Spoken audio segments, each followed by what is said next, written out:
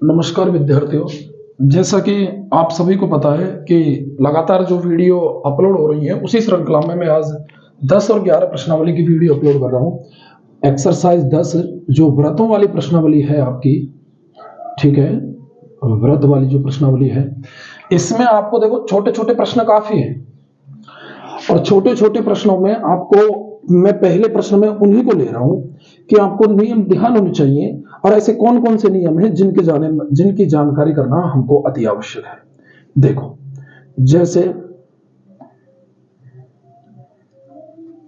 ये कोई व्रत है, ये व्रत का केंद्र हो गया ओ। ध्यान रखना, मैं कई बातें बताऊंगा इसमें। आपको पता है ये व्रत की क्या है, त्रिज्या, और ये व्रत की क्या है, स्पर्श रेखा।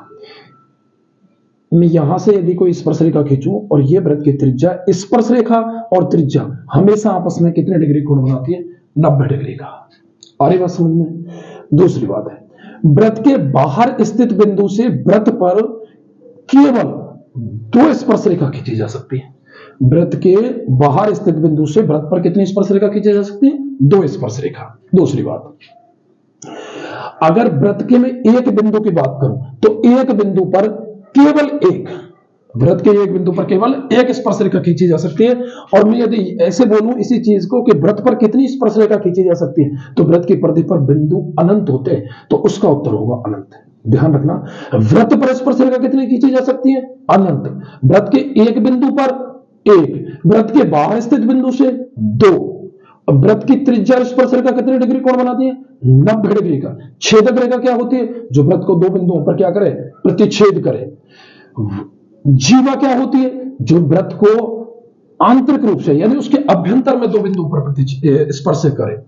अब ये भी देखो, छेदक रेखा ये सॉरी जीवा है, तो व्रत की सबसे बड़ी जीवा उसका व्यास होती है, क्योंकि केंद्र से गुजरने वाली रेखा व्रत का क्या होती है, व्यास। और त्रिज्या और व्यास में आधे दुगने का संबंध होता है, यानी कि जो व्यास होता है वो त्रिज्या का क्या होता है, दुगना। डायमीटर रेडियस इनको दर्शाते हैं ना इंग्लिश में अपन।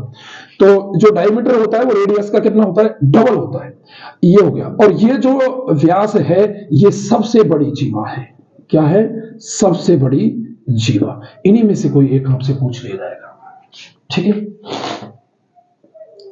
एक मैं फिर कोई सवाल लूं यहीं से। जैसे देखो, ये व्रत है,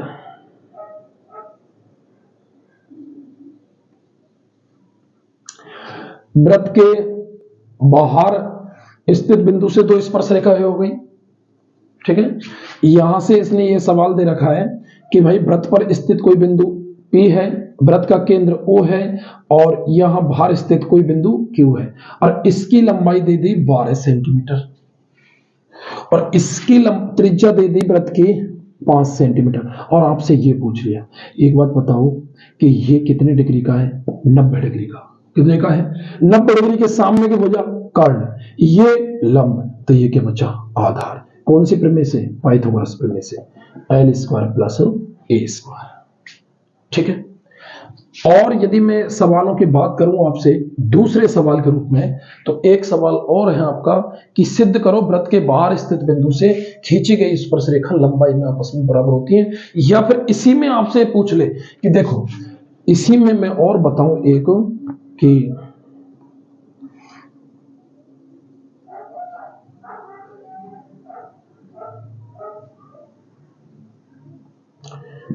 A O B और इसको लिख दूं मैं P।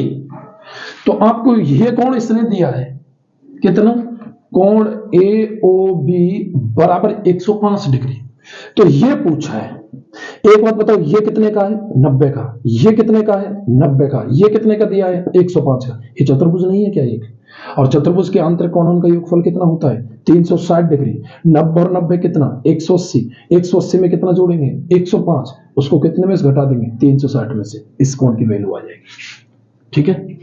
आगे देखो, आगे एक सवाल है कि सवाल नंबर 3 कि सिद्ध करो व्रत के बाह्य बिंदु से खींची गई स्पर्श रेखा लंबाई में आपस में बराबर होती है। ये बाह्य बिंदु है, इससे स्पर्श रेखा खींची गई है। अब सिद्ध करना है कि इन दोनों की लंबाई आपस में क्या है, बराबर है।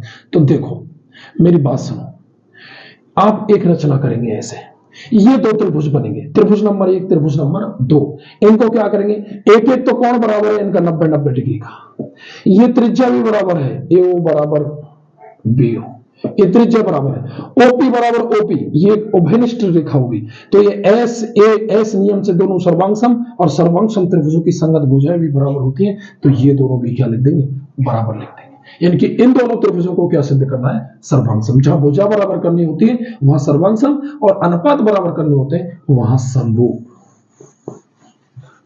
सवाल नंबर 4,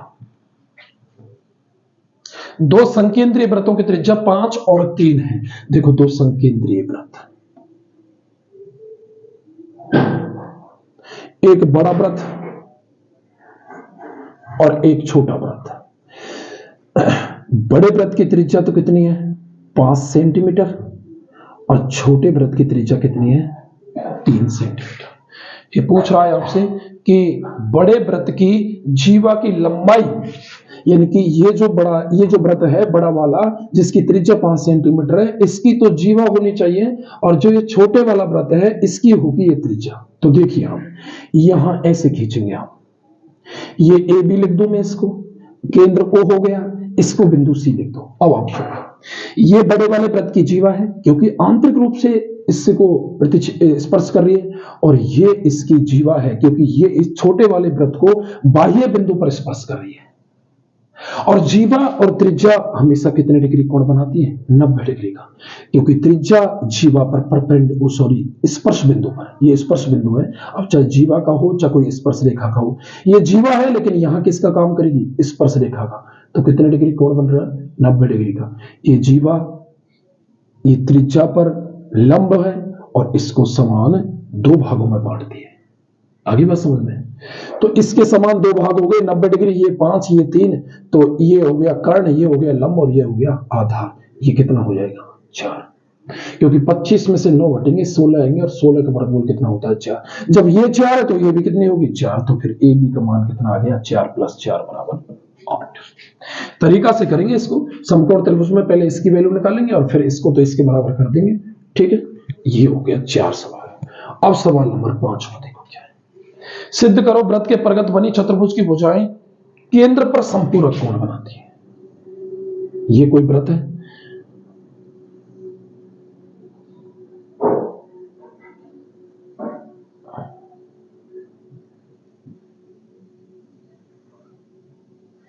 ठीक है, केंद्र ये हो गया।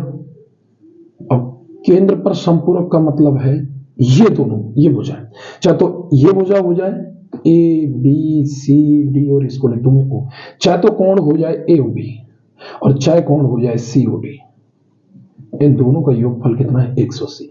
चाहे कोण हो जाए BOC, चाहे कोण हो जाए AO और D, इन दोनों का योगफल कितना है, 180। इसका और इसका और इसका और इसका, आप इसमें रचना करोगे ऐसे, और रचना करके फिर कोणों को बराबर करेंगे, और बराबर करके और फिर कोणों का योगफल 360 कर देंगे, आ जाएगा।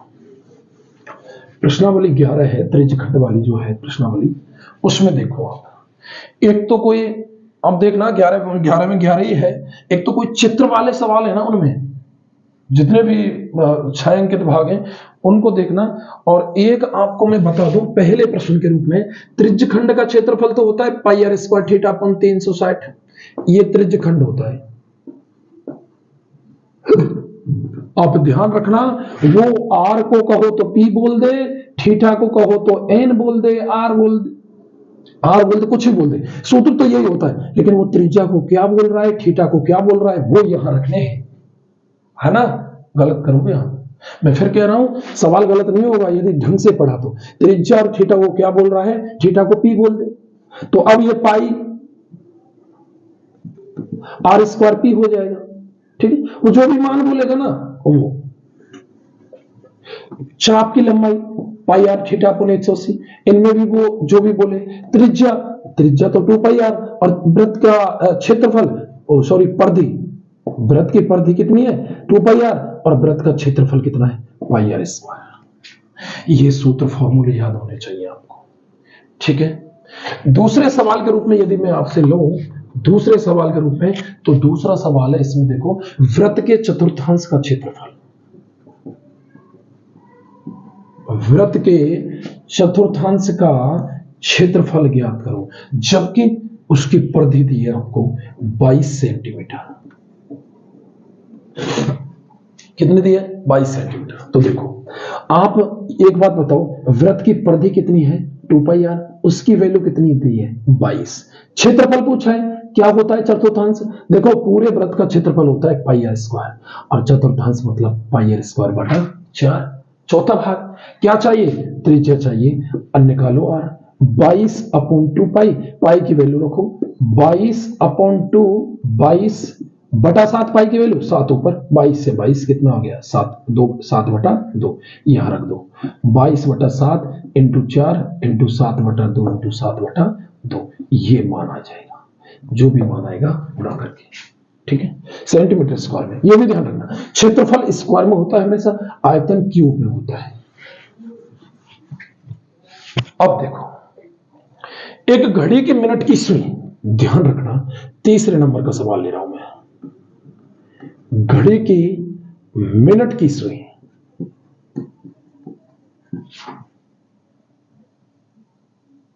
जिसकी लंबाई 14 सेंटीमीटर है, जिसकी लंबाई कितनी? 14 सेंटीमीटर।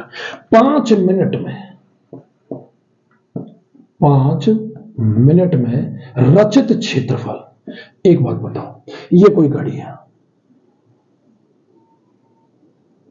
ये 12, ये 3, ये 6, ये 9, ये 1 2, ये 4 5, ये 7 8, ये 10 11।